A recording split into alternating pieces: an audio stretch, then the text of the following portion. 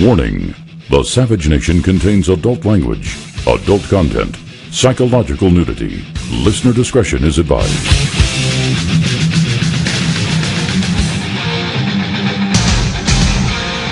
And now, America's most exciting radio talk show, the Savage Nation, home of borders, language, culture. And here he is, winner of the National Radio Hall of Fame Award, Michael Savage.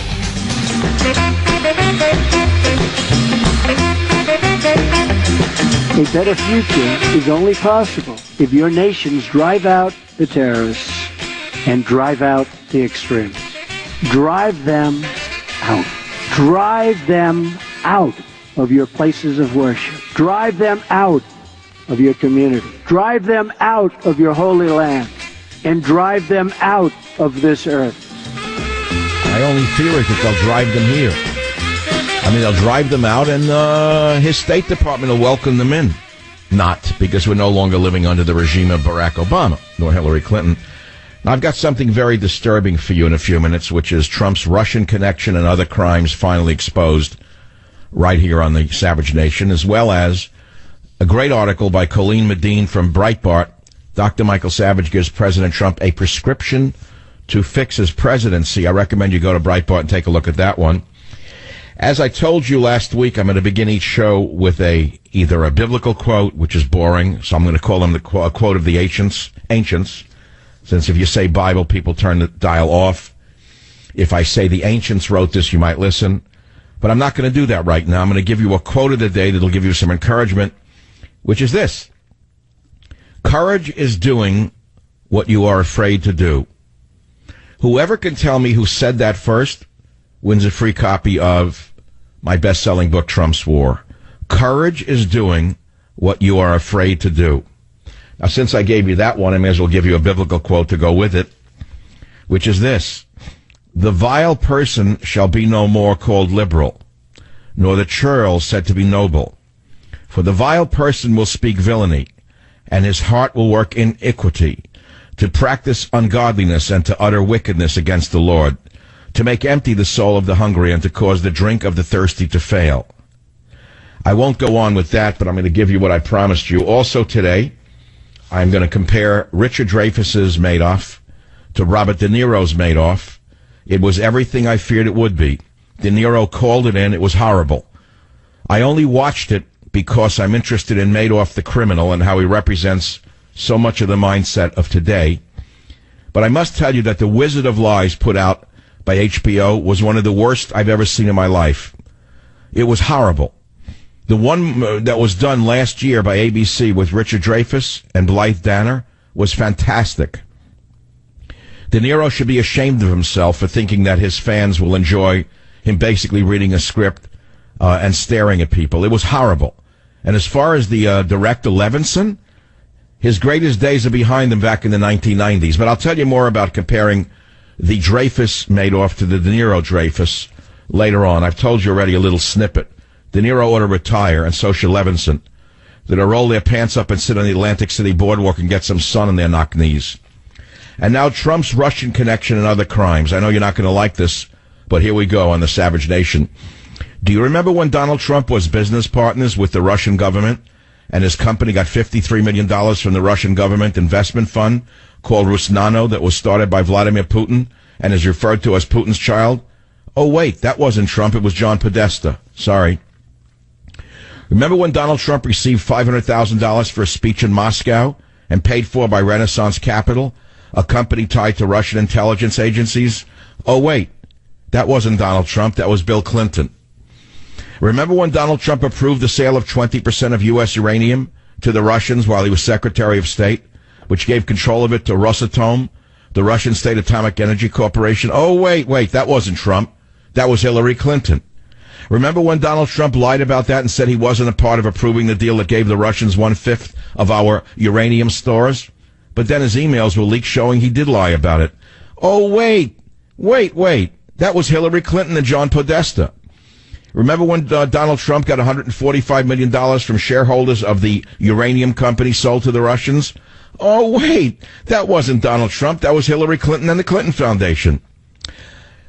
You Trump bashers, pay attention. Remember when Donald Trump accepted millions in donations from Russian oligarchs? Like the chairman of a company that's part of the Russian nuclear research cluster, the wife of the mayor of Moscow and a close pal of Putin? Oh, wait, that was the Clinton Foundation. And remember when Donald Trump failed to disclose all those donations before becoming the Secretary of State and was only found out when a journalist went through Canadian tax records? Oh, wait, that was Hillary Clinton. So all you Trump bashers, wake up before it's too late. You've lost your credibility before you woke up today. Phone number here, by the way, if you can enjoy the conversation, is 855-4728, 855-4728, 855-4728. I don't think I'm going to talk much about Melania in the Middle East because she is so gracious. She makes me proud to be an American just to watch her grace walk majestically amongst the Arabs who are so in love with her they don't know what to do. And one thing about the Arabs you got to understand is they have very good taste in women. No, she's a great first lady, very elegant, and she's certainly knocking it out of the park. We got a winner, by the way, on who said courage is doing what you are afraid to do. He's going to get a free copy of Trump's War. Jim on KSFO. Who said that? Okay, Eddie Rickenbacker. How did you know that obscure quote about courage? Jim, how did you know that obscure quote about courage? Not there. Okay, thanks, Jim. Thanks for the call. My call screener left. Apparently there was an emergency somewhere. He didn't even hear the call, nor that you couldn't be heard. They're still taking calls. While that happened, he's taking calls. He didn't even hear what just failed. Robert, can you tap the call screener and tell him what just happened? Because we had nobody there. But he won anyway. Yes, it was the World War I ace, Eddie Rickenbacker, who was an automobile racer, a famous one, before he went into World War I and became an aviation ace, shooting down more German planes than anyone else in the U.S. Air Force. And he said, courage is doing what you were afraid to do. That struck me as so incredibly inspiring, because many of us have fears. Well, all of us have fears is the point. But many of us have learned to overcome our fears. And the rest of us have the fears and think we're cowards. Did you hear? In other words, we have fears and we are intimidated by our fears, and it thinks that it makes us cowardly to have fears. But all people have fears. Some people overcome them, and they become courageous, and that could go from the small to the large.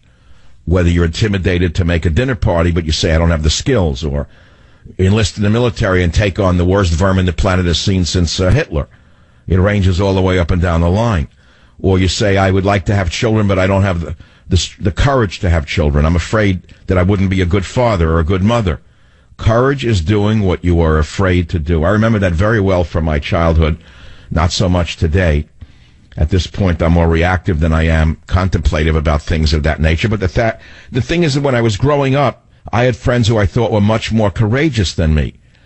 And one of them once said to me, do you think I'm not afraid?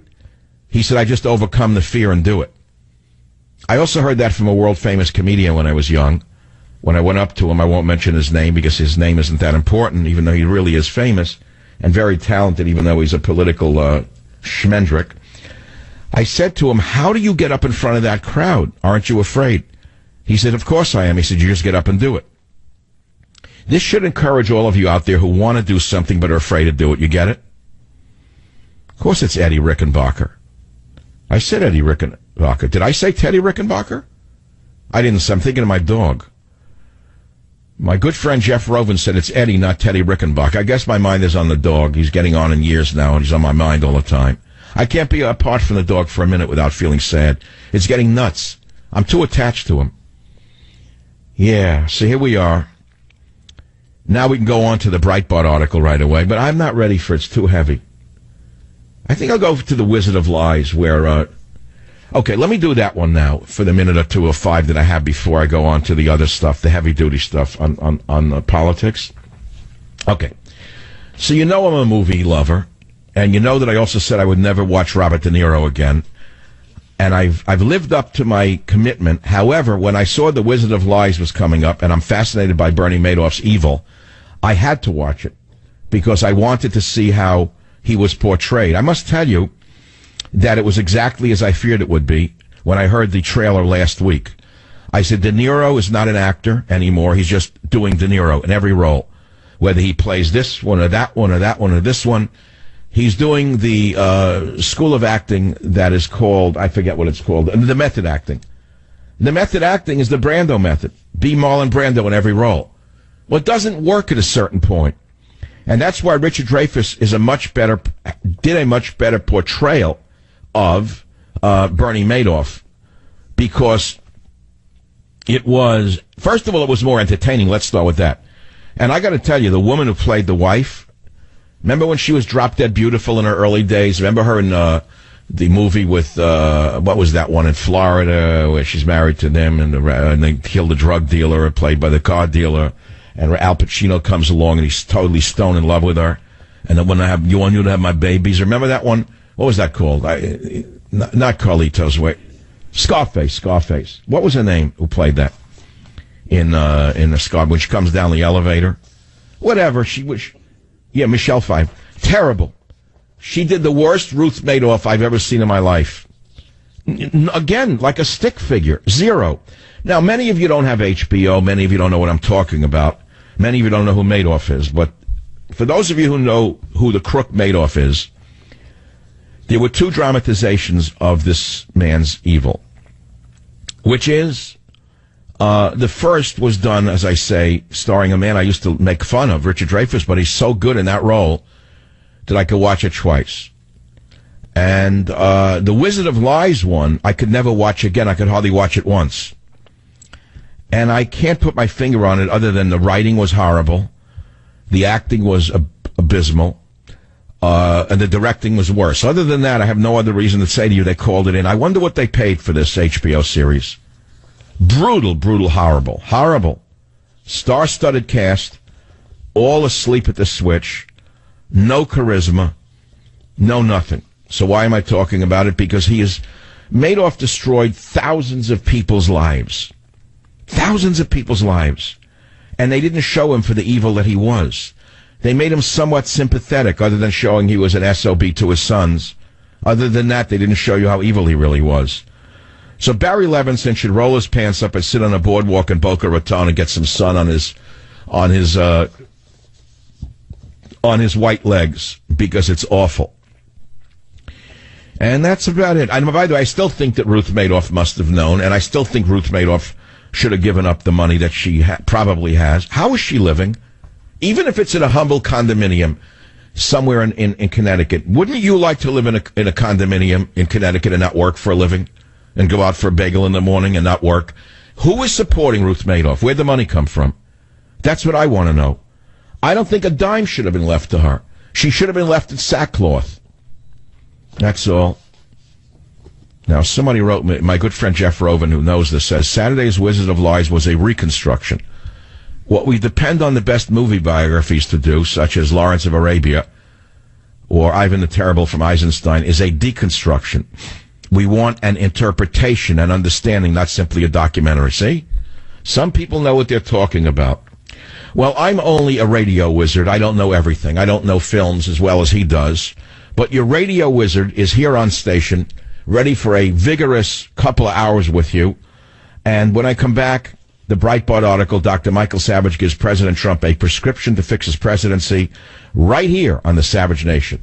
Join the Savage Nation. Call now, 855-400-SAVAGE, 855-400-7282. Savage. The Savage Nation is sponsored by Swiss America, the only company I trust with my financial future. Call 800-289-2646 or SwissAmerica.com. You're listening to Michael Savage. Coming up at 3, it's Mark Levin on Talk Radio 560 KSFO. Back in the USSR. Okay. So Ringling Brothers, the greatest show on earth, finished, kaput. No more. End of a unique way of life for the world, America. Anyone have circus memories? I mean, you want me to do the freak show for you? I have many circus memories. I wasn't even going to do that today. I was going to do like Saudi Arabia, Israel, But at every channel you turn on, that's all you see is Trump here, Trump there. It's nice. It may quiet his idiotic critics down for a few seconds. I notice they're making believe that they're trying to be fair-minded. President Trump in Saudi Arabia. Melania doesn't want to touch his hand. Come on. This shows you what passes for journalism. The real story that you're not talking about in the newspapers is this. Suspect to cops. I killed 2 roommates for disrespecting my Muslim faith. He's a former Nazi, an American Nazi who became a Muslim. Hello? I wonder how that works. How did a man who was formerly a Nazi become a Muslim? What is the connection there? Oh, there is none? Okay. Killed 2 roommates because they don't like Muslims. All right, whatever. Dock officials blame parents of girl dragged in water by sea lion. You've all seen that one. What? Did you see the sea lion thing on TV? The girl gets pulled in. People are stupid. They think that wild animals are pets. They talk to it like, oh, honey, look, here's a piece of bread. That's like going into a gorilla cage and think it's just a monkey. Did you see the video of the incident on Saturday? When the girl sits down with the little white dress and a 1,000-pound sea lion rips her into the water. What struck me most about it is the Chinese guy who jumped in the water and saved her. He didn't even scream like, oh my God, or call 911. This Chinese guy is some hero. I don't know who he is. Like Bruce Lee, like a 135-pound tourist leaps in. Was it his daughter or not? I don't think, but she gets pulled in by a sea lion. No, there's no blood on her, thank God. And who is this hero? This guy is a hero. Unbelievable to me. Massive marine animal snaps at the pigtail's tot. Pigtail tot, not pigtails tot. At the pigtail tot. Drags her into the water by her dress. And he jumps in and saves her. That's astounding.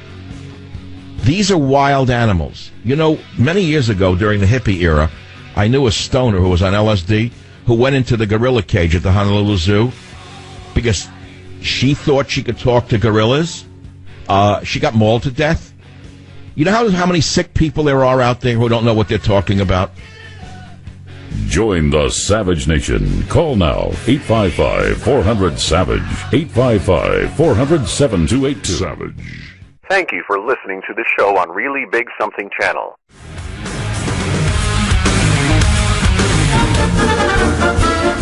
Snap right up, snap right up. It's a 3-ring circus. In the middle, there's Wolf Blitzer pretending to be a journalist. In the left ring, there's Anderson Cooper, faking it as a journalist. In the right ring, well, you fill in the blank. I guess there's no need for the Ringling Brothers circus since you have MSNBC and CNN. There's 2 of the rings right there. And the other ring just put ABC, CBS, and NBC, and the New York Times and the Wall Street Journal. But anyway, circus memories, I'm throwing that in. I have them. I'll give them to you in a minute. Are there any, listen to me carefully, this is a big story because it's an American tradition. It goes back a long time, and it's out of business because of PETA with the animals. Are there any, I don't mean to be insensitive now, odd people I used to call freaks who worked in a circus who could tell us a little background story of what your life was like and what it is like now that you're out of work? Let me tell you this. One of my favorite places to go during the old days of the Ringling Brothers was the, quote, freak show. That's what it was called. The half man, half woman. In fact, she became a customer of my father and delivered bronzes to him out in Long Beach. You know, so I was like a little around it in a way. And my life was sort of almost in a freak show in some ways as a child. Everyone was odd. To this day, I only like odd people. I have trouble with normal people. I find normal people frightening. I consider normal people normopathic, and they're untrustworthy. Because no one's like that. Anyone who's too, like, suburban normal, you know, underneath it, they're not. They're normopaths. They're to be feared more than the freak. But they went out of business. They're gone. And here's a breaking news story. I'm softening you up like a turkey with a jigger of gin. Remember I told you San Francisco's living through a horrible crime wave? Well, there was just a suspected kidnapping of a 3-year-old child at the Ferry Building right next to my favorite bread place. And you know who did it? Mother and child are visiting from out of town, Missouri. A 3-year-old boy is snatched right out of his mother's arms by a homeless piece of garbage and runs away. The homeless piece of garbage was a woman in her 30s. And the episode happens this morning at 9:30 near the Acme Bread Company. Great bread, by the way. The transient woman. Now, these people are so dangerous. If you had any idea that don't get me started on the homeless. They're not homeless. They're not homeless. This is not the right word for them. And we'll leave it at that. So the homeless woman, transient, the sicko, comes up to the mother and son and exchanges words with them. Then the, quote, stranger grabs the boy. The mother fights with her. Two brave employees from the nearby Golden Gate Meat Company race over and hold the woman down, which I'm surprised at in San Francisco that they wouldn't have already attacked the mother. Because, the homeless people here are the sacred cows. You understand that. You ask anyone from out of town, this city stinks to high heaven. Feces, urine, violence everywhere you turn. And they're violent, most of them. It was just strange, said Steve Bourne, an employee at a vegan donut shop, who witnessed the attempted abduction and subsequent takedown. The homeless woman just came up and grabbed the baby. So here's the vegan donut shop guy, doesn't do anything, but the meat company people race over and hold the woman down. You hear? Look at the difference right here. Right here you see the whole difference. Vegan donut shop man. He sees the abduction and does nothing. He says it's weird. The other ones from the meat company who have some food in them from the meat company run over and hold down the garbage. But you see, in this sick city, instead of putting this woman away for attempting a kidnapping, they'll tell us to have sympathy for her. You talk about a freak show? Just come to San Francisco anytime you want. Try to enjoy a meal down in that area by Ferry Plaza and see what goes on there with the skateboarded potheads, the drug addicts that almost run you down, the bicyclists almost kill you, the needles, the filth. Yeah, okay, you don't need a freak show anymore. So anyway, that's some of the stuff here. Terrible. My head's itching from this. What a country we're living in. Why don't they just round up the homeless, give them the care that they need, put them in work camps, force them to work for the money that they use for drugs? Answer, because then there'd be no money for drugs and it wouldn't filter up the ladder. That's all. Any other questions? Big customers for the drug trade. You don't want that to come to an end. So, and there's your answer. There's an answer to everything.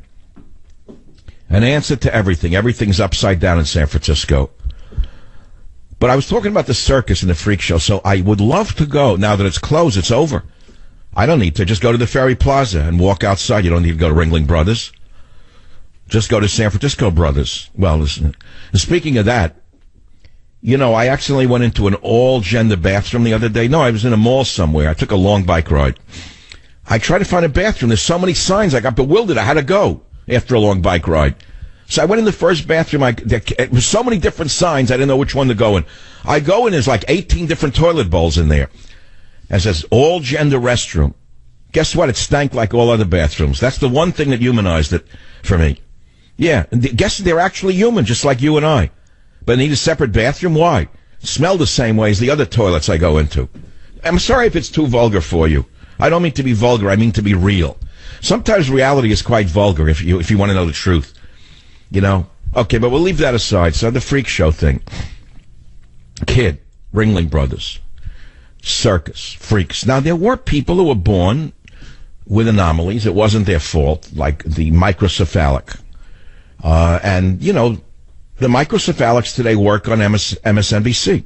They just cover it up well. But in those days, they had a nice job at Ringling Brothers. The macrocephalic, they work on CNN. Just look at Wolf Blitz underneath the beard. The fact of the matter is, there was a job and a place for them. We all know about the midgets, the little people.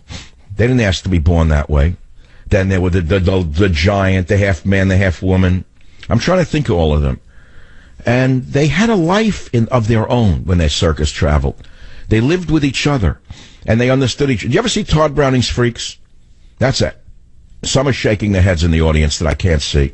But some are shaking their heads. Todd Browning's Freaks, so to speak.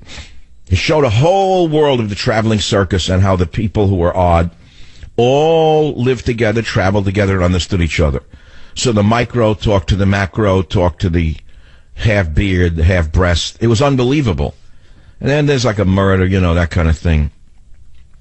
So I knew the half man, half woman. because he was a customer of my father. I wrote about him in one of my books years ago. I don't know whether it was, which one was it? The Making of Many Books There Is No End, said Michael Ecclesiastes. It was either in one or the other, one of my semi-autobiographical books. But so here's what I figured out. We went out to his house in Long Beach, the half-man, half-woman. Customer of my father who sold antiques. He liked beautiful things. So we drive all the way out to Long Beach, Long Island. Think of The Godfather, one of those little attached houses in Long Beach at the time. And we used to make deliveries ourselves, which was the favorite part of my helping my father. I used to like to sit in the car with him, the big DeSoto or the 3-year-old Cadillac. No radio was permitted. If I turned the radio on, he would turn that off. No music. You're working now. That's how it was. I had to sit like a dummy in the right seat. Just stare at like the roadside, the refuse, the occasional gas station. You couldn't talk. Because when he worked, it was serious. There was no conversation. Horrible. You can go crazy sitting in a car like that. You don't know what to do. It's like, you start singing to yourself. But then you get used to it. You look at the weeds on the side of the Grand Central Park would become very interesting to you. More as interesting as like the Redwood Forest in California when you got nothing else to look at. So we get out to Long Beach and want a little neat house, making delivery of a beautiful bronze statue to the so-called half-man, half-woman. And knock, knock, no answer. Knock, knock, wait, sound effects. No answer. Oh, look, I got a sound effect thing in the house now. He opens the door a crack, just a crack, and peers out. He's got a half a beard. I think he was wearing a dress. I don't know what he was wearing. All I know is we had to schlep the statue in. But you couldn't get in because the house, when you opened the door big enough for us to go in, it was filled with hundreds, if not thousands, of objects of art. All over the place, and not displayed in any particular manner to let's say, exhibit them. They were just there on the floor, on the steps, wherever he could put them. He collected beautiful things. I figured out years later on my own why, because he was not beautiful in his mind. He was freakish. So he wanted to be around beautiful objects of art wherever he turned, even in a chaotic manner, in order to reflect upon them instead of upon his own anomalies. That's all. Not a big insight. Not a big insight, but that's how I figured it out years later. It's amazing as a child what you figure out on your own without talking to people. But if a child's exposed to interesting people, even odd people, even bizarre people, the child grows from it. It's the same as when I walked around, for example, during the polio epidemic in the 50s. And everyone was afraid that their kid was going to get polio and wind up in an eye and lung. It was a terrifying epidemic. Nobody knew what caused it. So swimming pools were closed down. Everyone was afraid their kid would get the disease. It was really something. You wouldn't believe it. My father, intuitively, wasn't an educated man. I don't know how far he went in school. I really don't know. Immigrant, had to work. Very smart man. Took me by the hand and walked me down the Lower East Side near a store, Lower East Side, full of garbage, trash in the street. I thought I'd get polio just walking to the delicatessen. And he says to me, "Let me tell you something, Michael." He said, by having you in these dirty streets, you're going to be exposed to germs that your body is going to build up an immunity to. I don't know how he knew all this stuff. I didn't know what he was talking about.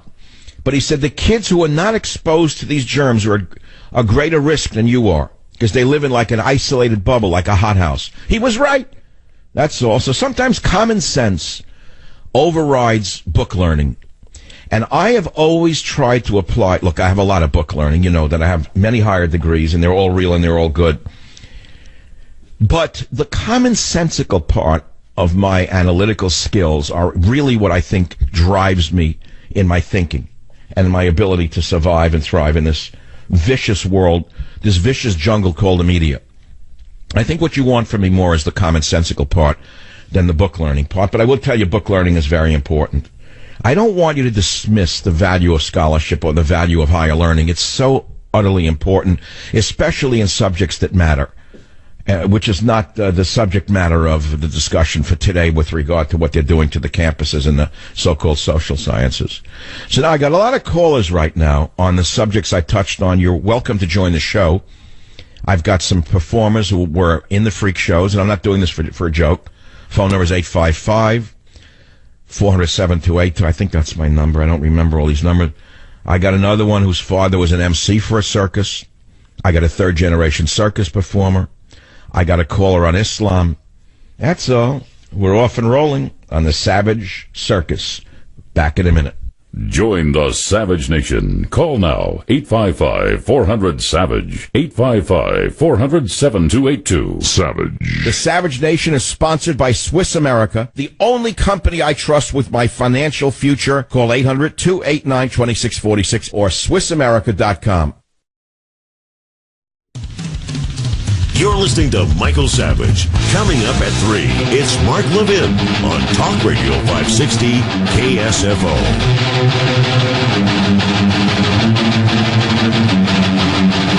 Dr. Michael Savage back with you. Let's talk about blood flow for a minute. We all know that healthy circulation is a critical factor in your health, especially as we get older, but there's a natural way to support healthy blood flow. That's by getting enough dietary nitrates into your body to convert into nitric oxide. Super Beets is the easiest way to get these natural dietary nitrates. 1 scoop in water or a smoothie and you're all set. This is the secret to helping support healthy circulation and healthy blood pressure levels. You see, Super Beets works 3 times faster to give you results you can feel. It tastes great as well.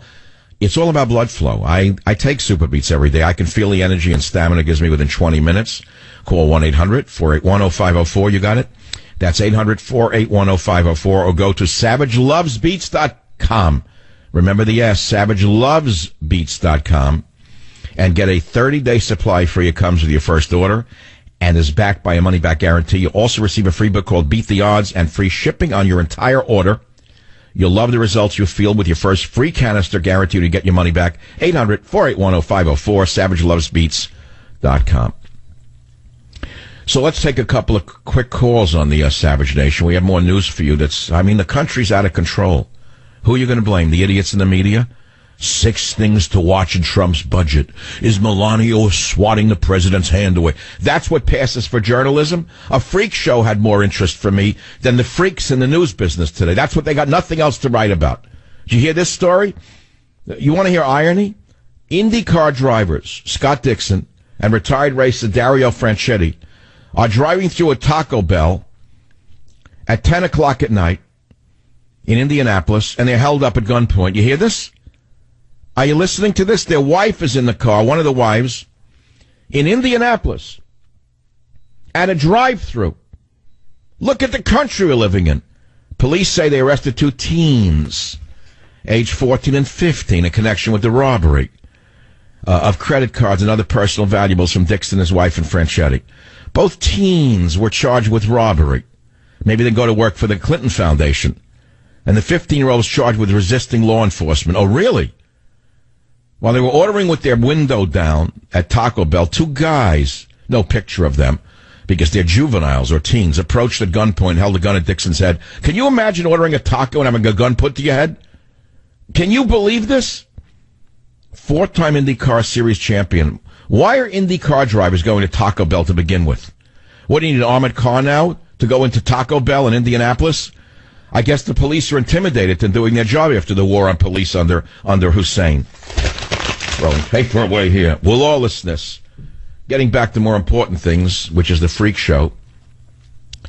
Where was the performer? Who was a performer in there? Who was a freak show performer before I run out of time? None. Or whatever. Line 3 is a performer. Line 3, Savage Nation, Mike on WABC. Did you actually perform in the circus? Gone. Another. That's 2 now. 2 duds in a row. Again, the call screen is doing something else. What is with the call screening today? He's at a screen on a phone, doesn't know that I have no caller. Where is he? Gone. There's 2 blanks in a row. It's like going to a shooting range and firing a gun and nothing comes out of the gun. All right, you know what? Maybe I'll take no calls. I get angry when things don't work on my show. In fact, I have pains now in my left arm shooting from the hand to the shoulder. Unbelievable to me. What is the purpose of a call-in show if there's no calls when you hit a number and there's no one there? All right, whatever. I'm not going to get angry. I told you I want to enjoy I want to enjoy my show. It's impossible though when things go wrong. Boy in the Basement, Dead Man's Pants. Maybe I should do my favorites because it's near summertime. I'm thinking of taking a month off from radio. I'm tired.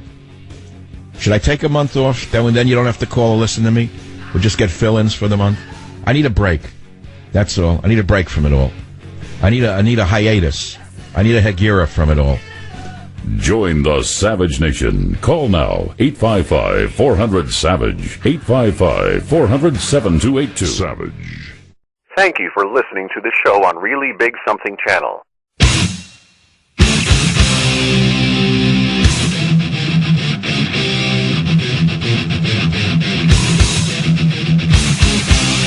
Warning. The Savage Nation contains adult language, adult content, psychological nudity. Listener discretion is advised.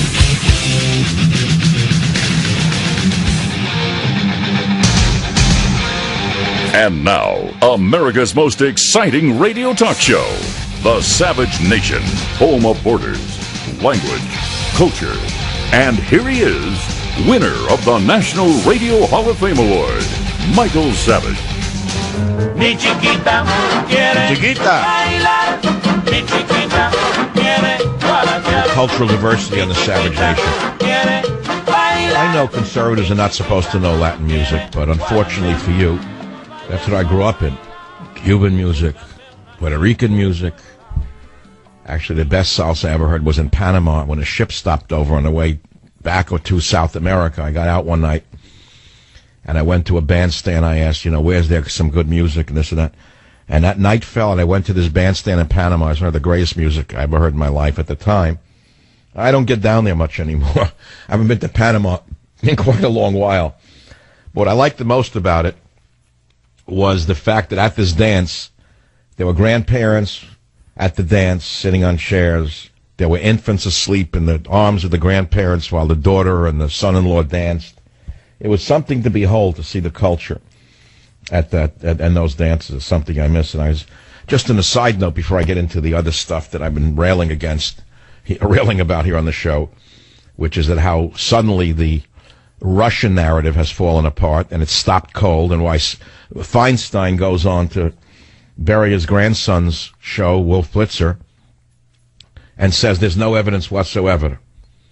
She tells Beria Jr., Wolf Blitzer, I haven't seen any evidence of collusion between Trump campaign and Russia. And the junior Beria, Rudolph Wilkenstein, whatever his name is, Wolfenberger, is shocked and stunned. He thought he would have a big expose about evidence. So the head of the Senate Intelligence Committee says she's seen nothing. But it hasn't stopped the smear artists. That's all. Anyway, there's some other news out there we're going to talk about. Leaked chat logs purport to show deep state planning anti-Trump stories with the media. Paul Joseph Watson, great reporter, InfoWars. And here's his little paragraph. Images purportedly circulating on the dark web show unidentified individuals alleged to be members of the intelligence community scheming on how to plan stories with the media to embarrass President Trump. Pay attention, Wolfie. You may get caught up in this, and you may go to jail. And that goes for you, Jake. Any one of you who's picking up false stories and planting them, it's very early in the administration. If it is shown there is collusion between any of you in the media and the deep state, and you knowingly planted anti-Trump stories, you're going to jail. If you think that you have total press freedom to do anything you want, you're mistaken. You cannot yell fire in a crowded theater. You cannot smear people knowingly. And if that's what you're doing, all you little Soviet-era Berias, you pay careful attention. Don't think we're all stupid. We're watching you, we're recording you, we're keeping notes, we're communicating with the Trump team, and if you are doing what we fear you're doing, you're going to jail. It's a long way until this administration leaves the White House, a very long way. And we have very long memories. All of us Eddies and Ediths out there. We know what's going on. We know who you are. We know exactly what you're trying to do to our agenda.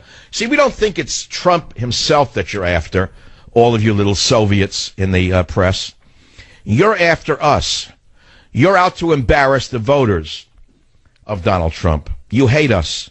You're sick of us. You want us to go away. Well, unfortunately for you, it's not communist China. You can't line us up and shoot us. All you can do is assassinate our leader. And that's what you've been trying to do. But it's a long way to Tipperary, as the song goes. And Tipperary has not yet been seen. And if along the way it is found that collusion occurred between the reporters and those in government or elsewhere to smear the president, or others for that matter, you're going to jail. You do not have carte blanche to smear people. If someone smears me and makes stuff up about me, and they put it on the web, my lawyer goes after them. And either they retract it or we sue them. It's that simple. We may live in a land of freedom, but not in a land of lies. You want to lie about others? Do so at your own risk. Which brings us back to the main question of the show, which is why all of a sudden have you noticed the fervor, the anti-Russian fervor has stopped? Why, even Di-Fi herself, even the Queen of Diamonds, has stopped smearing Trump and stopped with the Russia stuff. Does anyone know why? Anyone guess why? I think you can pretty much guess why. Let's take the callers. Or if you want to talk about, wait a minute. Maybe you want to talk about Trump's trip. That might be more interesting than the smear job. Because if we talk about Trump's trip, we can talk about, I don't mean his acid trip. We're not talking about that. I'm talking about a Trump's trip to Arabia, Rome, Israel, Sicily, and all of that. And what do you think is going to be accomplished? What do you think they're going to do there? I don't like the Saudi Arabia part very much myself, but I'm not the president. Departed on a 5-stop diplomacy tour through Europe and the Middle East. It's not a diplomacy tour. It's a business trip. It may be a little diplomacy, but there's a lot of business at stake. Hundreds of billions of dollars of arms sales to Saudi Arabia. Make no mistake about it. Presidents of the United States have always been arms dealers, one way or the other, whether it's a Democrat or a Republican. You can write that one down. They're glorified arms dealers at a certain point. So he's out there peddling arms now to Saudi Arabia. Terrific. Just what the doctor ordered, the time of Islamic terror. Go give an Islamic nation advanced technology and to go sell them ships and tanks and give them not only that, but the technology to build them themselves. Very smart. Who's advising them, Jared? Jared, who's advising this, Jared? Jared, I'm asking a question, Jared, now that I know you're in the air. Jared, who's advising this trip to Saudi Arabia, Jared? Jared, I'm asking a simple question. Who is advising that he give this weaponry to Saudi Arabia, Jared? I'm only asking the question. I'm not saying that Jared is. You see, it's the way it's stated. And if it's transcribed what I just said, you think I'm saying Jared is doing it. That's not what I'm saying. I'm saying who is doing it, comma, Jared, question mark. Not who is doing it, comma, Jared, exclamation point. I mean, the question mark is the whole point. Okay, so all is not perfect here. Just because I'm defending Trump against the Soviet-era smear artist doesn't mean that I defend everything he does. This is a big mistake. Very big mistake going to Saudi Arabia. Her outfit's crazy, by the way. You got to see these pictures that they got of this outfit, this orange leather skirt and the gray heels and the... no wonder Pence is smiling walking behind her. Sorry, I couldn't resist. No, Trump's in the front, Melania's number 2, and there's Pence smiling behind Melania. Sorry, couldn't resist. Can't help myself. Is Pence going or not? No, I think Pence stays here in case, God forbid, right? Number 2 stays. Okay. Okay, they're going to Marine One, and they go to Marine One. They're already in the air, having a meal in a plane.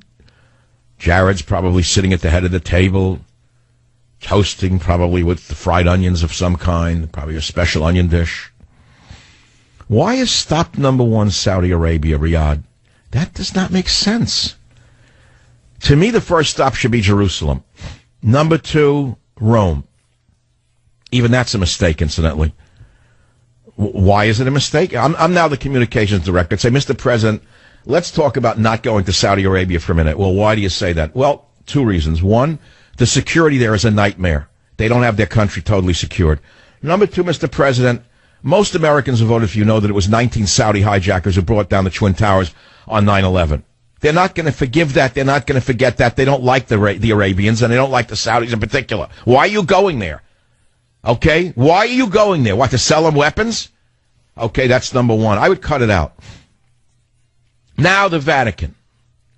Uh-oh.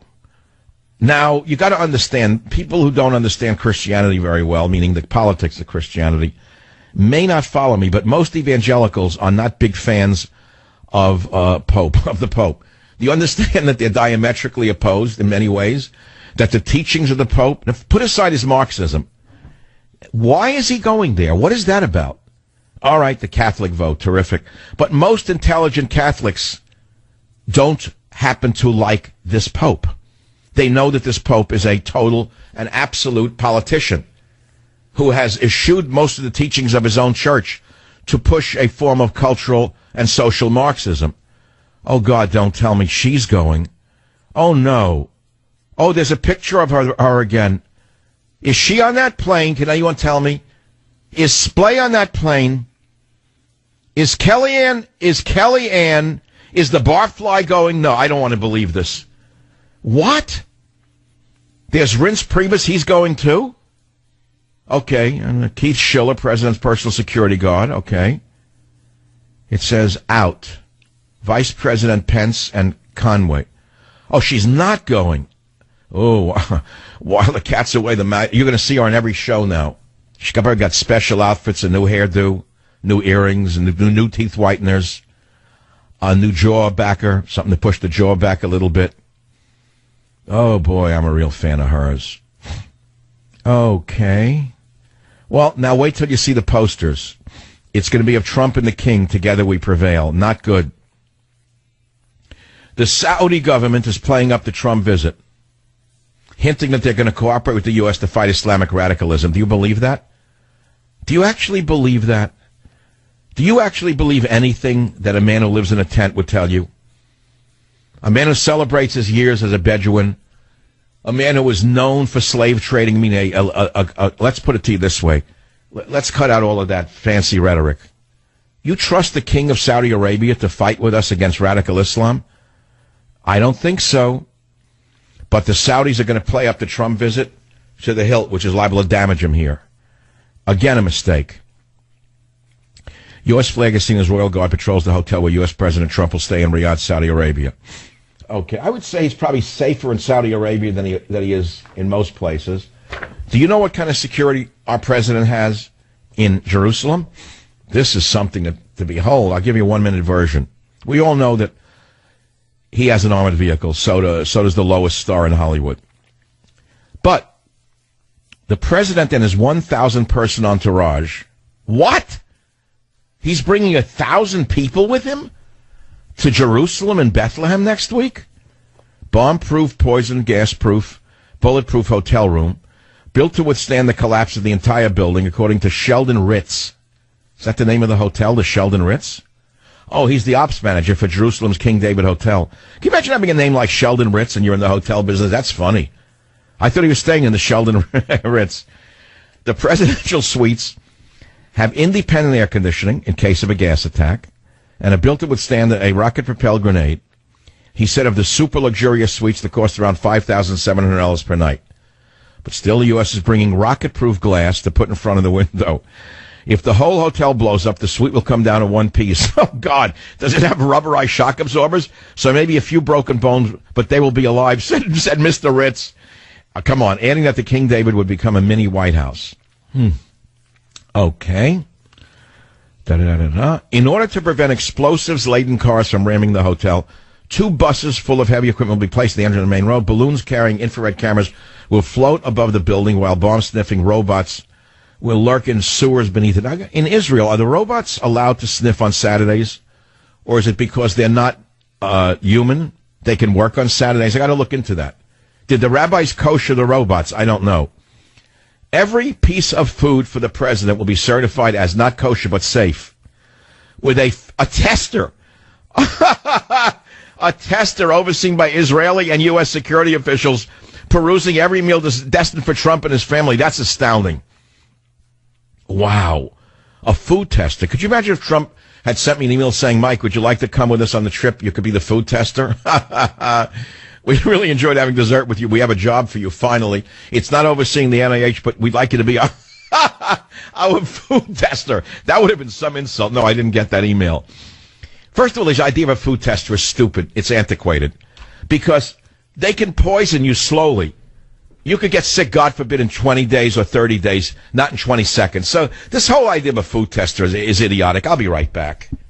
Join the Savage Nation. Call now, 855-400-SAVAGE, 855-400-7282. Savage. The Savage Nation is sponsored by Swiss America, the only company I trust with my financial future. Call 800-289-2646 or SwissAmerica.com. Thank you for listening to the show on Really Big Something Channel.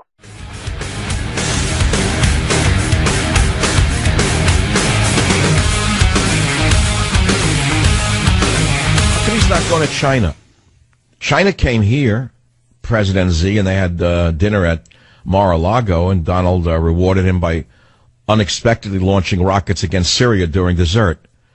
Why is he not going to China? Okay, so he's going to Saudi Arabia. He's going to meet with King Salman bin Abdulaziz Al Saud for coffee. Now, you know, it's an alcohol-free nation, as you well know, because although Muslims are not allowed to drink, ask anyone who's ever gone to college with any of the princelings. See if they don't drink behind their own closed tents, some of them. Okay, but they don't drink. Donald Trump doesn't drink, so he'll be at home. But what about the people in his entourage with him? Can they sneak back on Air Force One and get a little... And here's another question. I want to... Just a side note, just occurring to me. You got Air Force One sitting on the tarmac, probably in a hangar, no doubt, guarded by our own people. There's booze on that plane, for sure. What if some of the staffers drink and they sneak back on that plane on Saudi territory and have a drink? Because it is U.S. territory, even in Saudi Arabia. I'm wondering, are you allowed? Someone's going to tell me yes or no or whatever. All right, but all kidding aside, he's going to Masada, but he can't go to the top because they won't let Marine One land on the top of Masada. And it's for the reason I told you yesterday. My speculations are always 100% right. It was the Secret Service was unwilling to put the president in a dangling cable car. That's why I don't ride them here in San Francisco. Trump does plan to visit the Church of the Holy Sepulchre. It's a word I never could pronounce going all the way back to grade school. Built on the site where Christians believed Jesus Christ was buried and rose from the dead. He will also stop to pray at the Western Wall, lay a wreath at Yad Vashem, a Holocaust memorial. All right, standard fare for a president. Actually, I think he's the first sitting president to go to the Western Wall. And what's he going to put a little note in there? The yarmulke, the note. And, this whole, don't get me started again with that whole thing. The whole thing with the notes in the Western Wall.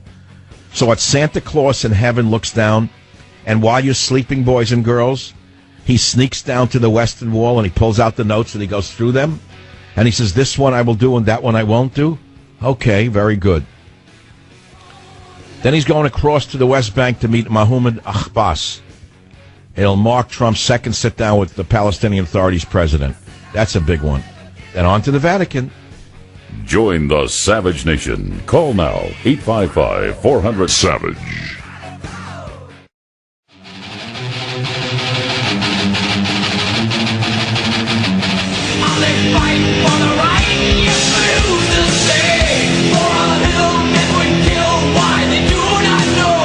Welcome back to the program on this Open Mic to Mike Friday. The president's in the air en route to the Middle East and Europe, as you've been talking about. Suddenly, all of the collusion talk with Russia has stopped coming out of the mouths of the Soviet-era Politburo members. Suddenly, it's come to a halt. And we're talking about that. We're talking about his itinerary. We're talking about all these things. Here are some of the headlines. Feinstein, I haven't seen any evidence of collusion between Trump campaign and Russians. That she told to Mr. Beria's grandson, Wolf Blitzer. I haven't seen any evidence of collusion between Trump and Russians. All of a sudden, she's Miss Neutral? On another note, babies born to Muslims to exceed Christian births, study predicts. Within the next 20 years, the number of babies born to Muslim parents is expected to surpass births to Christians and all other religions, according to a new study by the Pew Research Center. That's very interesting. The study confirms previous research predicting that Muslims will be the fastest growing religious group during the next few decades. I wonder how that's going to fare for the world. Unless there's a little reformation within Islam, not well, I would guess. For those of you interested in health items, parents killed baby with quinoa milk diet. No kidding. A 7-month-old baby sadly died when his health food nut parents fed him a diet of quinoa milk, so-called, and other gluten-free, lactose-free dairy alternatives. Listen to me, you idiots. You stupid people, you who listen to these trendy diets. You're killing your children by putting them on these gluten-free, lactose-free dairy alternative diets. You understand that your children have different needs than you do? You may be insane. You may be insane and think that you want to live on these stupid diets. But your children are going to suffer and probably sicken and in some cases die. They grow at a much different rate than we do. And they need large amounts of proteins. They need a large amount of fat, by the way. They need a lot of natural sugars, incidentally, for their energy supply. The lawyers told the courtroom the parents determined their own diagnosis that their child was gluten intolerant and had a lactose allergy. By the way, he didn't. Not a single doctor had a dossier about the baby, and Child Protection Services did not know about them. The poor little baby was just 9.4 pounds when he died in 2014, half the size of the average baby his age. Are you listening? How sad this is? The boy's nutty health food mom and dad, they owned a health food store, by the way, diagnosed him with food allergies, but they never went to a doctor. Even after the poor baby started gasping for air in his final days, they still didn't take him to a doctor. This is in Belgium. Oh, man, this is a sad story. The hippies ran a natural food store, and that's why the baby is now dead with quinoa milk diets. I see it everywhere I go. I see the parents in these sushi joints feeding the children pinworm sushi every day. You got growing boys, 12 years old, dying for protein, dying for fat, dying for all of the nutrients found in a piece of meat, a hamburger once in a while, a piece of chicken, a fish. And you see them feeding the boy like he's a Hollywood starlet trying to lose weight. Feeding a boy sushi, especially if you're feeding him raw fish sushi, you're feeding him a death sentence. Pinworms. Almost all the fish is filled with worms. Oh, I know you don't want to hear it, because Gwyneth Paltrow told you that's the way to eat, and you know how much she knows about everything. Look, be forewarned. It's as simple as that. It's a different story. Years ago, I wrote a book, The Art of Feeding Children Well. Great book. Still around. Classic by this time. Used to be a passion of mine. I wish I was still in that business. I wish I was still in that world. It was a wonderful world. This is a different world. This is not a blood sport, the world I'm in. This is a combat sport. This is like mental football. Okay, so getting back to the visit, let's see. Tel Aviv, we covered. He can't go on to the, he can't go up to the Masada. He's not missing anything. And it was because of what I suggested, because the Secret Service said you can't go in a dangling cable car. And the Israelis will not let Marine One land there because it'll disturb the artifacts from the, the back sweep of the helicopter blades. Speaking to a friend this morning from Israel, and he said, you were right, Michael. He said, Masada is used only for the special forces in Israel who have their graduation ceremonies up there. The regular soldiers have ceremonies elsewhere, but that's for the Israeli special forces only. It's an amazing place to go. I mean, it doesn't mean that much to me in that I'm not an Israeli. I'm not a Sabra. You know what I'm saying? I wasn't born there, and my grandfather didn't fight in the 7 Days War, and he didn't fight in 1947. In fact, he died before I ever met him. Somewhere in Manhattan. I don't know where he died. He's buried in Queens. Okay, that Bethlehem, blah, blah, blah, Vatican City, or audience. What do you mean audience with Pope Francis? Why do they call it an audience? Don't they have that backwards? Well, no, not in terms of numbers when you think about it. The Pope is a politician at the end of the day. So you could say, okay, he's bigger. Trump's audience with Pope Francis could be a tense one, since the so-called pontiff questioned Trump's commitment to Christianity during last year's election in reaction to his pledge to build a wall between the U.S. and Mexico. Trump fired back, writing, quote, for a religious leader to question a person's faith is disgraceful. Still, he will take advantage of the Holy See's hospitality with a full tour of St. Peter's. I'm sure Melania will like that part of it. Get some decorating tips. Brussels, Belgium. President First meeting with leaders from all 28 NATO members will provide him with the opportunity to press them for greater financial contributions toward keeping Russia in check. Duh. Again, Russia came into this. Underlying commitment to NATO, blah, blah, blah. King Philippe and Queen Matilda, Prime Minister Charles Michel, blah, blah, blah. A working lunch with the newly elected French president of the Rothschild Bank Emmanuel Macron. That's the best part I'm going to miss, though, is in Taormina, Italy. That's the one I wish I'd... Can't he just ask me to come in for that? The 43rd G7 summit held on the island of Sicily will be a chance for Trump to press America's blah, blah, blah. It will also allow the president to appear presidential, blah, blah, blah. Okay, but here's the part that I really miss. Trump will also attend a dinner hosted by Italian President Sergio Mattarella after seeing the famed La Scala Philharmonic Orchestra. Now, that would be I mean, come on, that's one I would love to have been at. That dinner, are you kidding me? I'd faint after the first course of sitting there. I couldn't take it. I'd rather go to one of my favorite pasta joints and eat within 15 minutes and get out of there. I don't have the patience for these state dinners.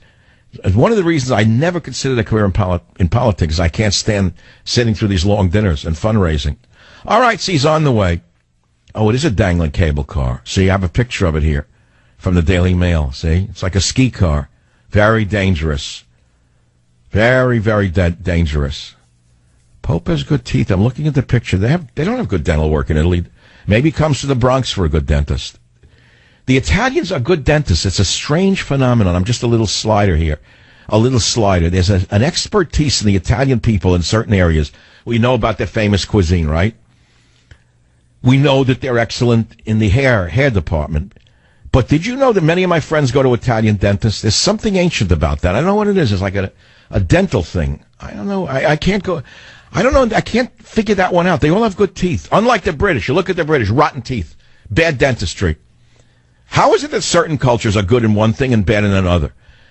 As I say, the Italians good in hair cutting, dentistry. The British horrible in haircuts. You ever see a good haircut from Britain? Never. Never. You ever see a man who look good from England? A good haircut? They all cut their hair off now to look bald. They gave up on the English barbers. Teeth, forget about it. Take a look at the teeth. They all look like the Kennedy relatives with cavities. Sorry. No, look at the teeth on this guy. For an old guy, all right, I'm going to get past the teeth. I'm getting hung up. It's a little OCD now. Okay. God bless President Trump. Da-da-da-da-da. So the scandal went away already. See that outfit she's wearing? You got to see this picture in the Daily Mail. I'm sorry. The orange leather form-fitting dress is a killer. Fantastic. Is she going to visit the Pope in that? I hope she visits that old bum, that old man in that dress. Oh, I hope she violates protocol in an orange dress with high heels. Would I love that? And there's Jared Kushner again with their Sphinx face. No expression on Jared ever. Always that Sphinx. Always you wonder what he's hi ho. Hi ho. There's Melania giving an air kiss to in picture 3. It's Melania giving an air kiss to Vice President Pence. It's interesting. Okay, nothing there. Trump's suit today, it's a little tight. Every day it's getting tighter. It's like the amazing tightening suit. He's under pressure. He doesn't drink, so what do you think he's doing? She's in New York most of the time. So he's spending a lot of his time tweeting and eating. That's all. He probably says things to him. I wonder if he could tweet jokes once in a while. Here, I give him one joke. You ready? If I were President Trump, I'd start tweeting jokes to lighten things up. Here's one I wrote for him last night when I couldn't sleep. When I was a young man before I was married, I used to have a lot of females. Now all I have is a lot of emails. That's not a bad joke. I give it to the president for free. He can have that one. Weiner pleads guilty to sexting with minor. On 2 years, breaks down in the court and cries. Huma files for divorce. Boring.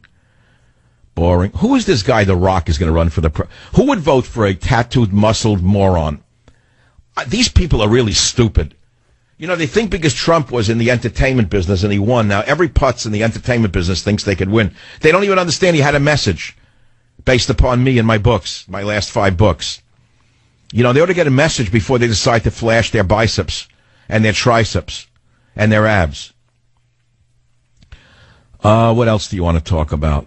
Trump's visit, we did that already, covered. Gone.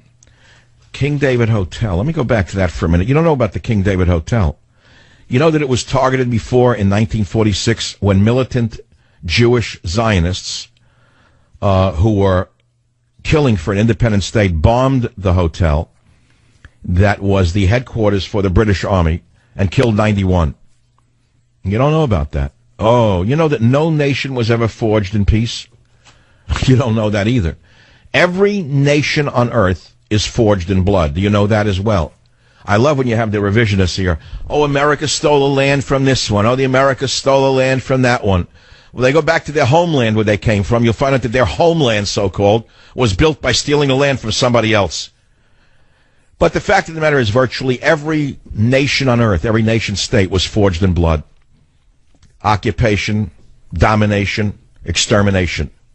Oh, yeah, big story. I think I'm going to tell you about it another day. Back in a minute. Join the Savage Nation. Call now, 855-400-SAVAGE, 855-400-7282. Savage. The Savage Nation is sponsored by Swiss America, the only company I trust with my financial future. Call 800-289-2646 or SwissAmerica.com. Thank you for listening to the show on Really Big Something Channel. If you wake up in the morning and you look in the mirror and you say, ugh, I wish this bag under my eye would just go away, well, you're not alone, because bags and puffiness under the eyes happen to be a problem for millions of American men and women right until now. But now there's the new Genucell serum with plant stem cell technology from Chamonix. Susan from New Jersey wrote, she said, I've been using Genucell for a couple of months. The puffiness around my eyes is gone. Even the crow's feet and small lines have disappeared and have not come back. I love your product. I use it under my eyes, around my cheekbones, and on my eyelids. Not only Susan people, millions of people use it, and they love it. And with its instant effects, you're going to see results in the first 12 hours. It's guaranteed, or you get your money back. Chamonix has extended their amazing Mother's Day sale all the way till now. Call now and get a free month supply with your order and free upgrade to express shipping. It's simple, 800-SKIN-891. Write it down, 800-SKIN-891. If you order today, Chamonix will include a surprise luxury gift absolutely free. Just call 800-SKIN-891. Write it down, 800-SKIN-891. You got it? That's 800-SKIN-891. This is the Savage Nation. We're talking about all these topics and more. But the big topic of the day is why, oh why, has the Soviet press and the Democrats dropped the Russia narrative? Why, after Mueller was appointed, did they suddenly shut up? Did they suddenly dummy up? Did they suddenly turn around 180 degrees? Oh, no, says Feinstein. There's no evidence of collusion, she says to little Minnie Berrier there, Wolf Berrier Blitzer. He says, you've not seen any evidence of collusion? Is that right? Well, no, she says. There's no collusion, but there's... Now, this is the woman who's the head of the Senate Intelligence Committee. She says there are newspaper stories. Are you listening to how sick this all is? There are newspaper stories. I'll tell you why. I've asked you the question, but it was a rhetorical question. The reason the Dems have dropped the Russia narrative is because they're afraid that in going through the Russia connection, they're going to get burned even more than they could ever imagine. We all know about Hillary and Bill and the Uranium One connection. We all know about that. Everyone knew that.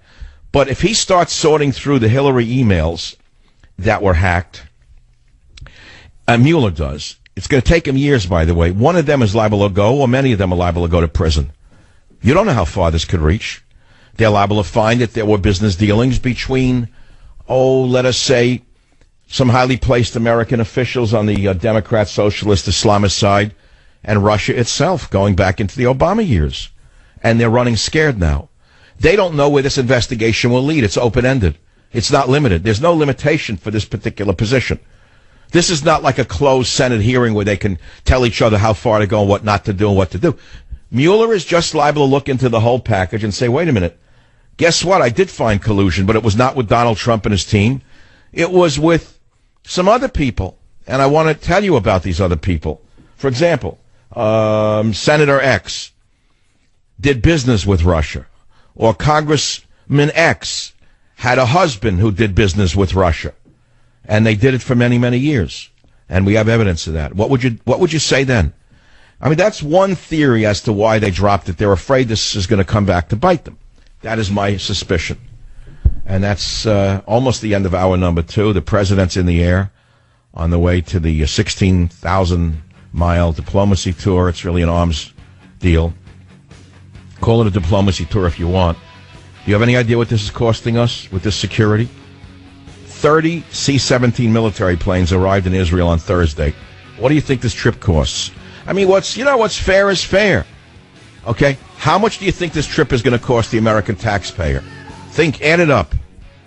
Is it worth it? There is email and a telephone. There is Skype. Join the Savage Nation. Call now, 855-400-SAVAGE, 855-400-7282. Savage.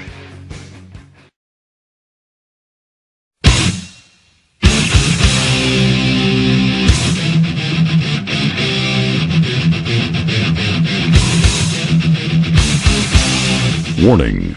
The Savage Nation contains adult language, adult content, psychological nudity. Listener discretion is advised.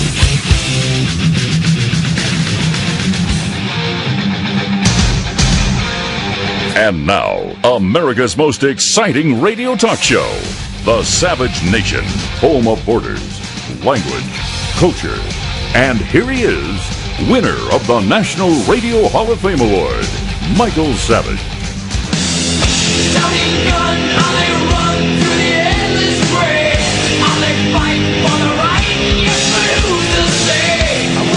That For Whom the Bell Tolls comes from a great poem that approaches a religious piece by a great dead white male poet, John Donne. It's a short one, and he wrote this. He said, "No man is an island entire of itself. Each is a piece of the continent, a part of the main. If a clod be washed away by the sea, Europe is the less, as well as if a promontory were, as well as if a manor of thine own or of thine friends were. Each man's death diminishes me, for I am involved in mankind. Therefore, send not to know for whom the bell tolls. It tolls for thee." 1624, John Donne, no longer taught by the polyps in the U.S. academic establishment. The polyps who have turned academia into a cesspool of left-wing hatred for everything Caucasian, everything European, everything that is great on this earth created by whites, now expunged by the polyps who have taken over every aspect of the academy. Now, what does that have to do with Trump? Nothing. Nothing to do with Trump in a way. For whom the bell tolls? Well, the poem begins with, "No man is an island." He's not an island. And as Chuck Schumer and the other illegitimi on the left continue to tear him apart, they do not realize they're tearing themselves apart.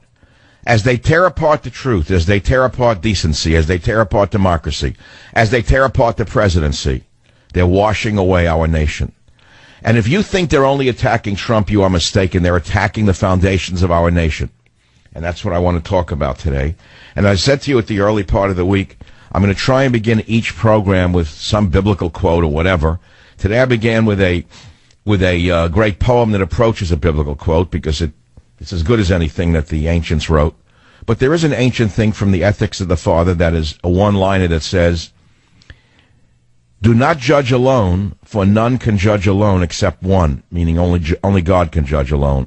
Do not judge alone, for none can judge alone except one.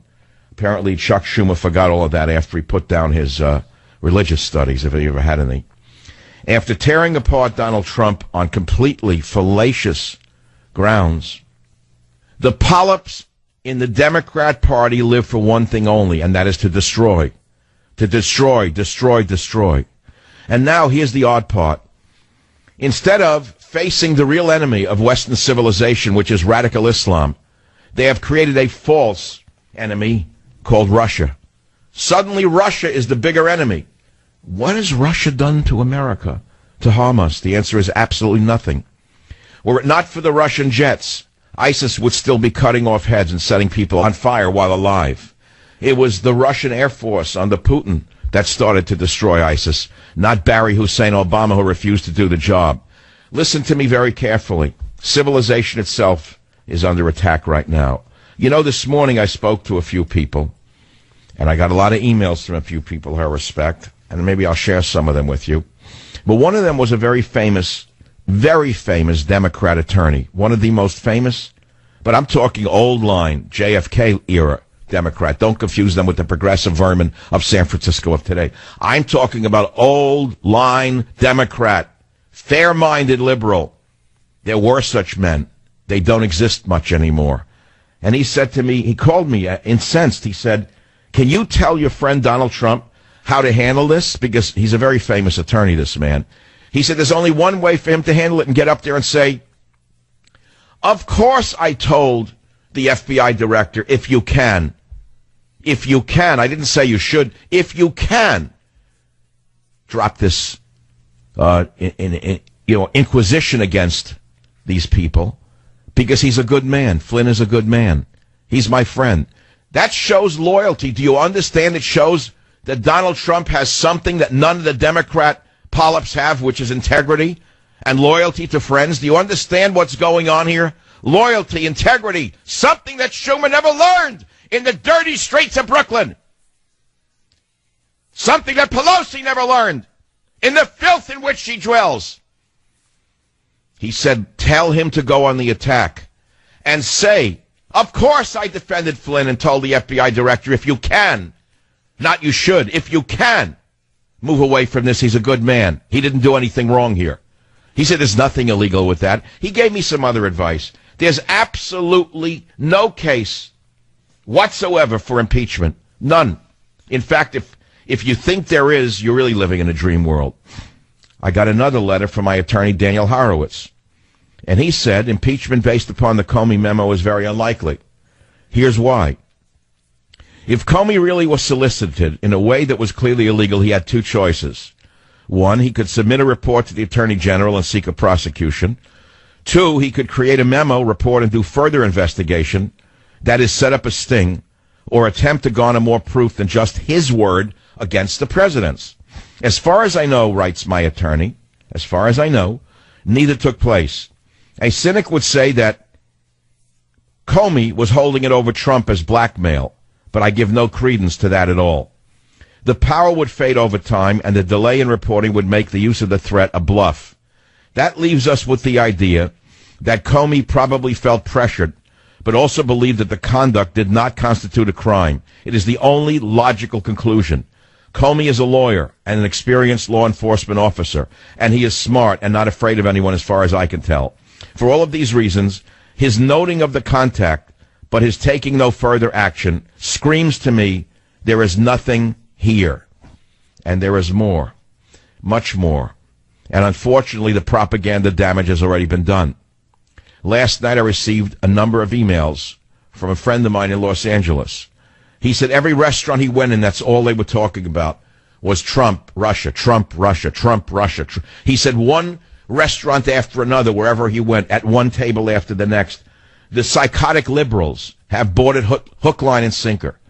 The idiots in West Hollywood who don't know their toenails from their DNA.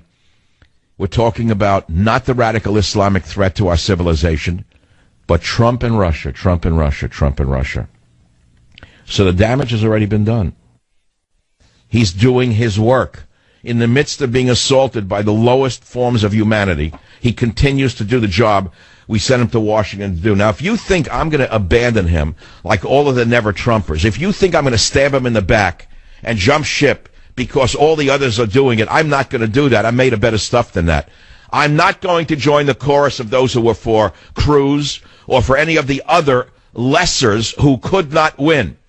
They're now sticking a knife in Trump's back as he is in trouble. The answer is stick a knife in the other party's back, not in his back. And I've said this before, and I will say it again as I said it to the Democrat attorney today. What is missing, I said, sir, is a Roy Cohn. If I were Donald Trump, I would hire 100 aggressive lawyers under a Roy Cohn-like lawyer, and I would investigate all of those who are persecuting me with these false charges. I would put 10 investigators on every senator, every congressman, every reporter who has it in for me. And once I turn over every rock in their lives, and I expose what's real about their pollution, you will see most of this will go away. It's astonishing to me how successful propaganda can be.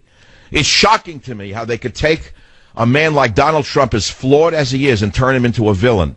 A villain he is not. Flawed he is. And how, by attacking Trump, what they're really doing is attacking the Americans who voted for Trump. Make no mistake about it.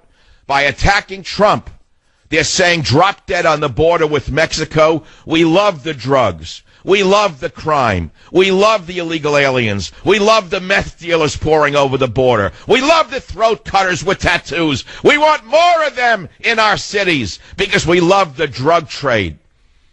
By attacking Trump, they're saying we love an unfair trade deal where Eddie loses his job. We love jobs going to Canada. We love jobs going to Mexico. We love jobs going to China. We want the white male suffering with nothing in this country. We want the white male out of work. We want him humiliated and broken. And language, we don't want a language in this country. We want a bastardization. We want no one to understand the next man. We want a Tower of Babel in this nation. They are attacking us. They're attacking the core of the nation. They're attacking every last one of us who voted for Trump. Make no mistake about it. The battle lines are drawn. The game has begun. And I am Michael Savage, and I'm not jumping ship just because you think it is convenient to do so. I am a loyal man. It should be noted that both acting FBI Director McCabe and the former Director of National Intelligence, James Clapper, who doesn't shut his claptrap mouth, have refuted that notion already. There is absolutely no collusion whatsoever with Russia. Now, having said that, my big, high-powerful Democrat lawyer friend said to me, Trump should give a national press conference. He should have done it already and stopped tweeting, just what I said. Stop with the juvenile adolescent tweeting. Stop it! Stop it! Stop the tweeting. It's not presidential. Give a national conference in the Oval Office with the seal of the presidency in front of him and say, yes, I defended General Flynn because he is a good man. And I would do it again. And number two, yes, I did tell the ambassador about the dangers of radical Islam and their attempts to use laptops to blow up airplanes because that is my job as president, to protect people. And I would do it again with any other world leader who is our ally. And he said that would be the end of it. Instead of hiding and tweeting and tweeting and hiding, Trump needs one piece of advice.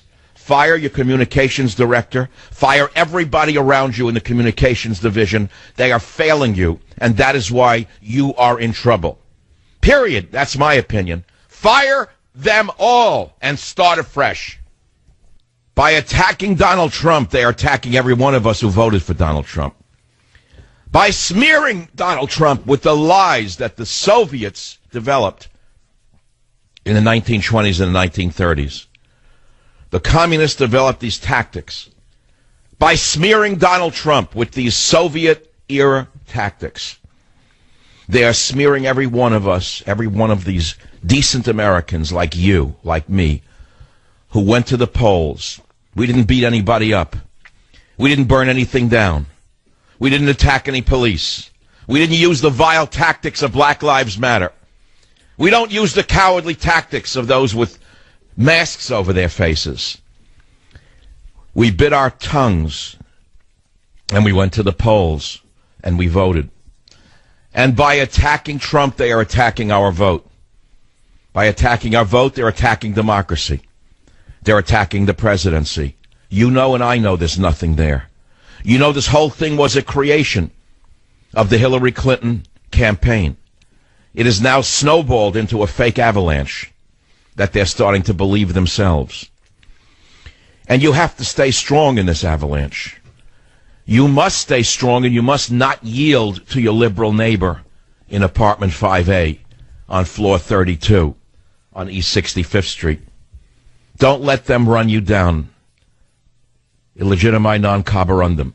Join the Savage Nation. Call now, 855-400-SAVAGE, 855-400-7282. Savage. The Savage Nation is sponsored by Swiss America, the only company I trust with my financial future. Call 800-289-2646 or SwissAmerica.com. Thank you for listening to the show on Really Big Something Channel.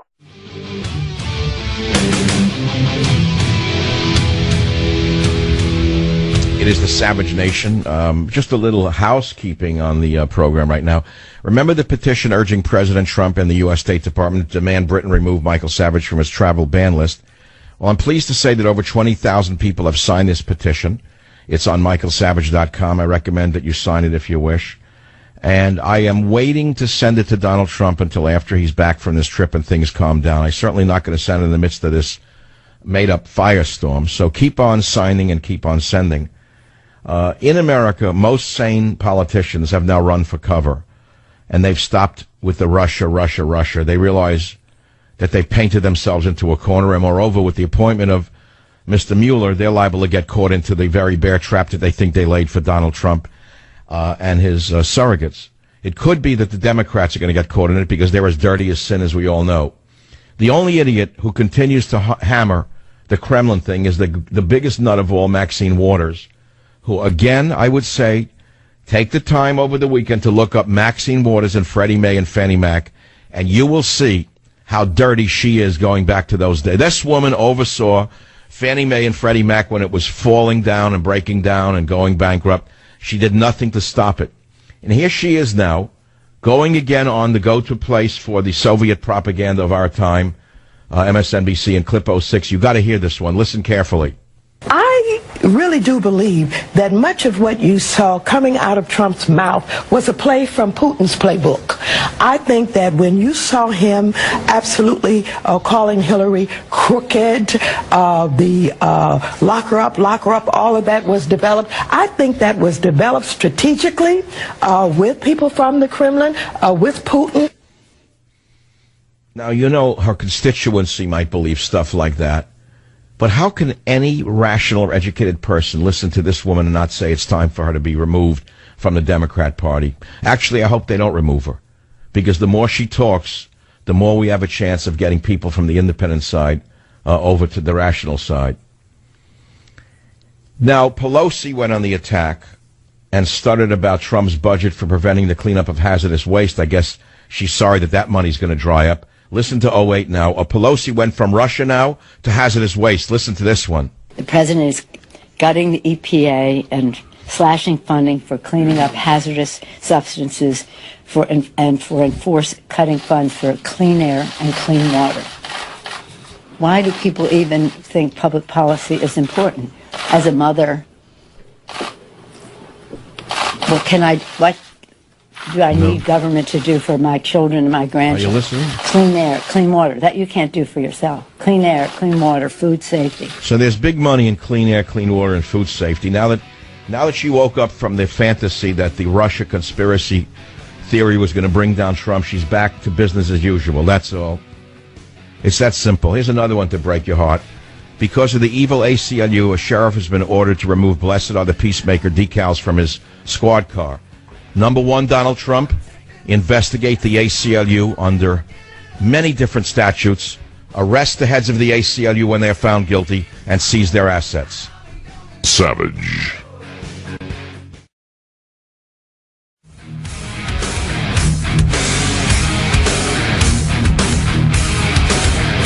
All right, so the Soviet press is at it again today. The so-called New York Times, which would have been a very happy publication during Stalin's time, with editor-in-chief Mr. Beria in charge. Now they're out with another bombshell. President Trump told Russian officials in the Oval Office this month that firing the FBI Director Comey had relieved great pressure on him, according to a document summarizing the meeting. "I just fired the head of the FBI. He was crazy, a real nut job," Trump said, which was read to the New York Times by an American official. Here we go again. "I faced great pressure because of Russia. That's taken off." Trump added, "I'm not under investigation." Again, an American official. The White House document, which was based on notes taken from inside the Oval Office. Again, who's the leaker? Because the leaker should go to jail.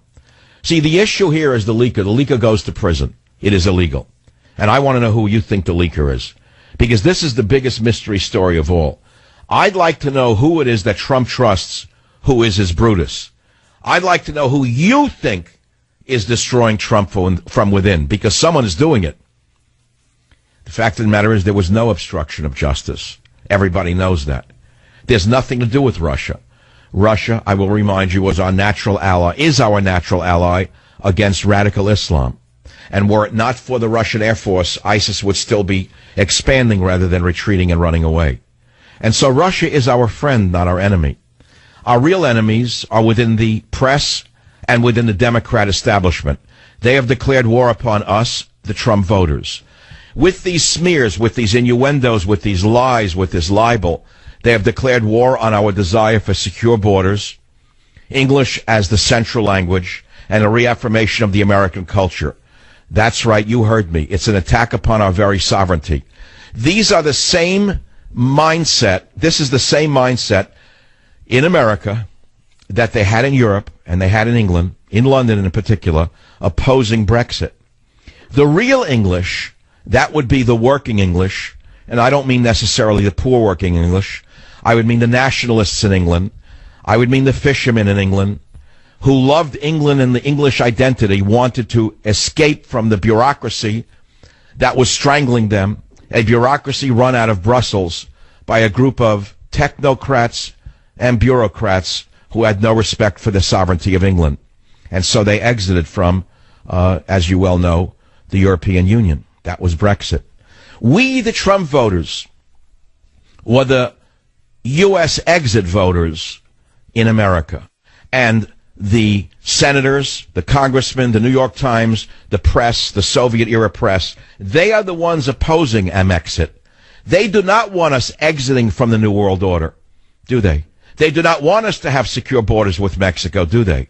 They do not want us stopping the importation of third worlders into this nation, who steal our jobs, who bring in disease, and who otherwise dissemblate the United States of America in every way you can imagine, destroying our culture. Do you feel like an American when you walk in the city of America, a city of America? You feel like a stranger in your own country, don't you? Well, you shouldn't. There used to be an adage, when in Rome, do as the Romans do. And that means you want to be a citizen, get online. You want to be a citizen? Learn our language and learn our culture or get the hell out of here. Listen to clip number 2 where you hear the so-called New York Times journalist Michael Schmidt admitting to the other fake news of Brian Williams that he never saw the memo upon which the entire fallacious attack on Trump is based. Why is it the Times has the story but not the memo?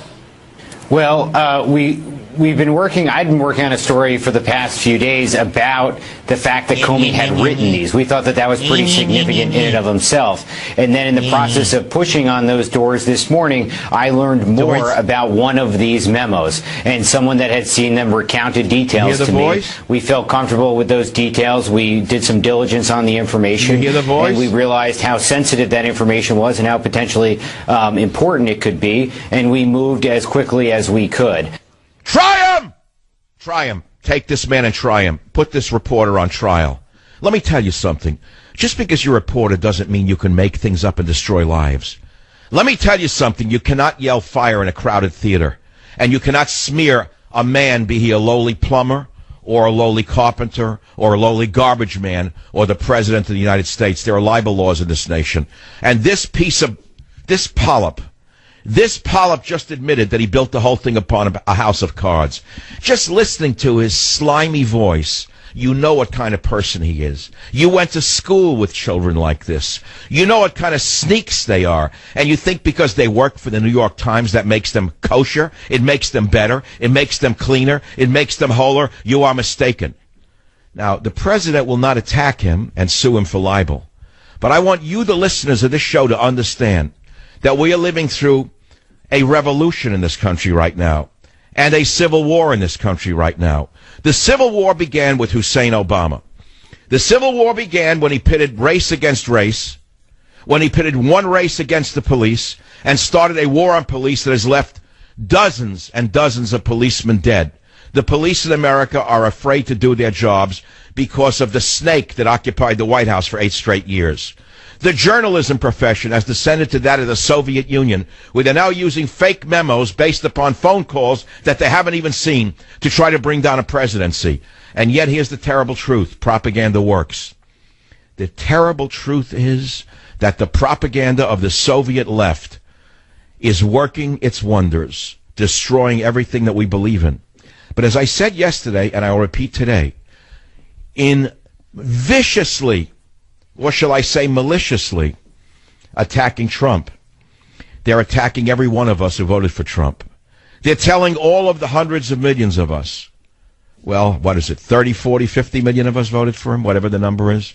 They're telling the tens of millions of us who voted for Trump that we're no good, that we're liars, that our votes don't count. Moreover, what they're doing here is destroying our agenda. And the agenda is very clear. It's an agenda that the senators do not want. You see, the senators like it the way it is. You see, the Democrats like it the way it is. And what is the way it is? Well, here's the way it is.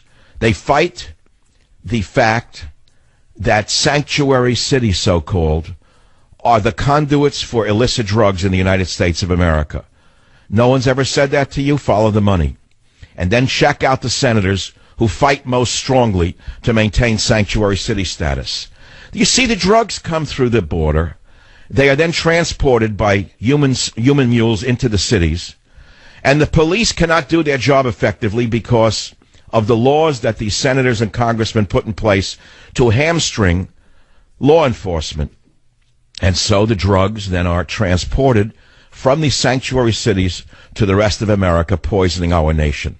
So if you want to know why all of these very, very good Democrat senators and all of these very, very good Democrat congresspeople are so in favor of sanctuary cities, if you actually think it's because they have compassion for people from south of the border, you are more naive than you can ever imagine. It has something to do with nothing to do with the compassion. It has to do with they like the drugs, they like the drug flow, they like the crime flow. They like the fact that the criminals with tattoos running up and down their bodies, who the police are trying to stop, are intimidating the middle class in this country and keeping us cowed so that these criminals in the Senate and in the Congress can continue to rob us blind without us saying a word, without us looking at their double dealing and their behind the dealing. So, my friends, there's all a connection here, and it's usually monetary. It has nothing to do with advancing humanity. It has nothing to do with compassion for the poor. It has nothing to do with that at all. Because if it did, they wouldn't be flooding America with cheap labor, would they?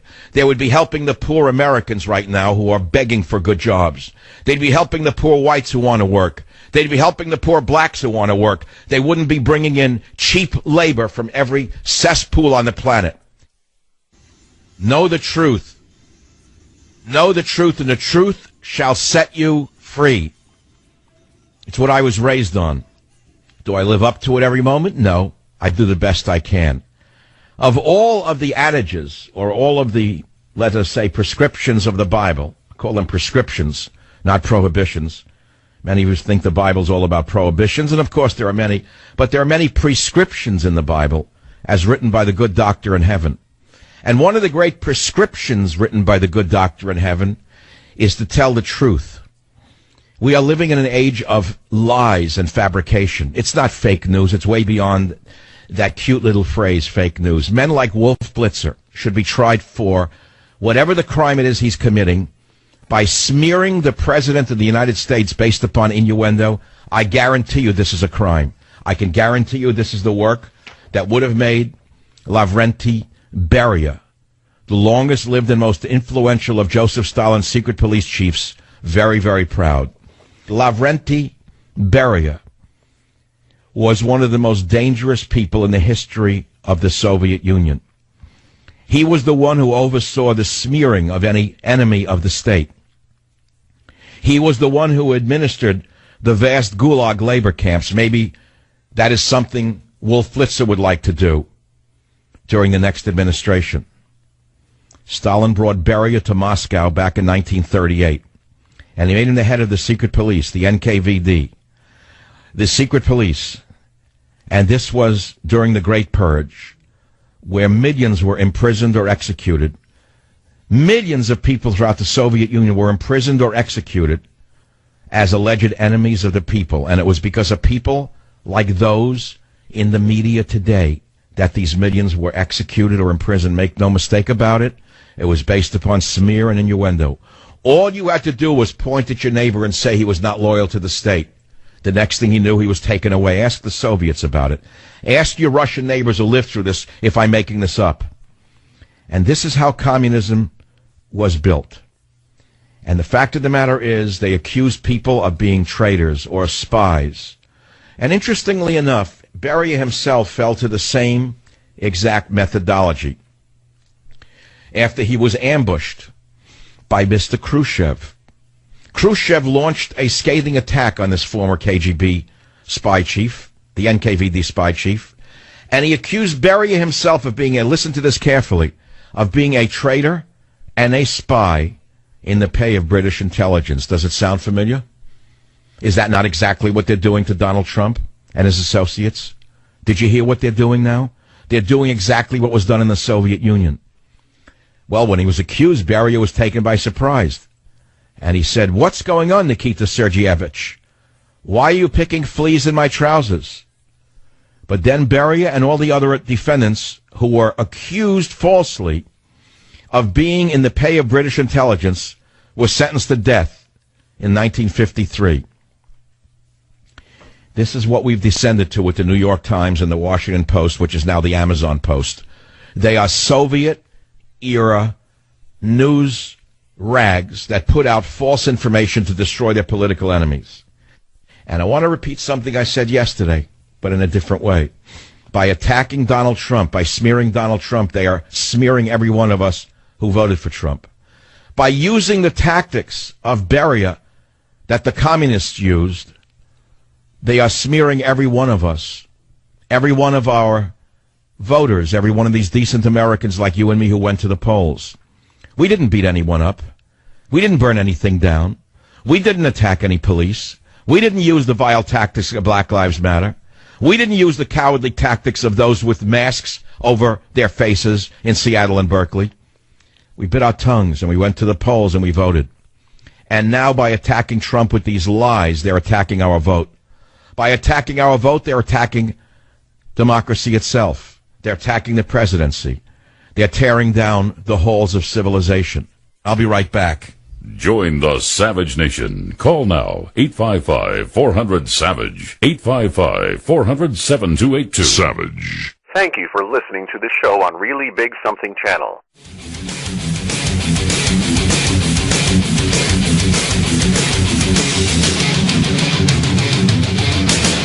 It is the Savage Nation. So not only do we have a Soviet-era press inventing to smear and to destroy a person, which is what went on in the Soviet Union. Schumer should know that of all people, but I'm so disappointed in people who, I never followed them politically, but I thought they had a smidgen of authenticity. They don't. Then you've got Elijah Cummings. Elijah Cummings lived through the civil rights movement, where he worked so hard for the betterment of his own people. Wouldn't you think that Elijah Cummings would want a fairness and an honesty? But he doesn't.